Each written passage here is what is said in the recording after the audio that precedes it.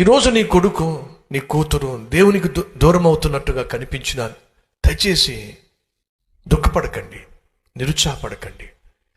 మీ ప్రార్థన మీద మీకు నమ్మకం ఉన్నట్లయితే, ఆ ప్రార్థన దేవుడు ఆలకిస్తాడు అని విశ్వసించినట్లయితే, నీ కొడుకు కోసం నీ కూతురు కోసం కన్నీరు కార్చి ప్రార్థన చేయి.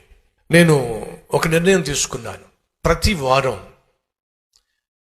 ఏదో ఒక అంశం కొరకు, మీ జీవితంలో ఏదో ఒక అంశం కొరకు ప్రార్థన చేయాలి, ప్రాముఖ్యంగా ఉపవాసం ఉండి ప్రార్థన చేయాలి అని తీర్మానం తీసుకున్నాను. అందులో ఒక తీర్మానం ఏమిటంటే, మీ బిడ్డల కోసం నేను ఉపవాసం ఉండి ప్రార్థన చేయాలి అని తీర్మానం తీసుకున్నాను. కల్వరి స్వరంలో వాక్యాన్ని వింటున్న వారు కావచ్చు, సోషల్ మీడియాలో వాక్యం వింటున్న వారు కావచ్చు, దయచేసి గమనించండి. మీ బిడ్డల కోసం ఉపవాసం ఉండి ఒకరోజు ప్రత్యేకంగా మీ బిడ్డల క్షేమం కోసం, వారి రక్షణ కోసం, వాళ్ళు పెరిగి పెద్దవాళ్ళ ప్రయోజకులు కావడం కోసం ఉపవాసం ఉండి ప్రార్థన చేయాలి అని తీర్మానం తీసుకున్నాను.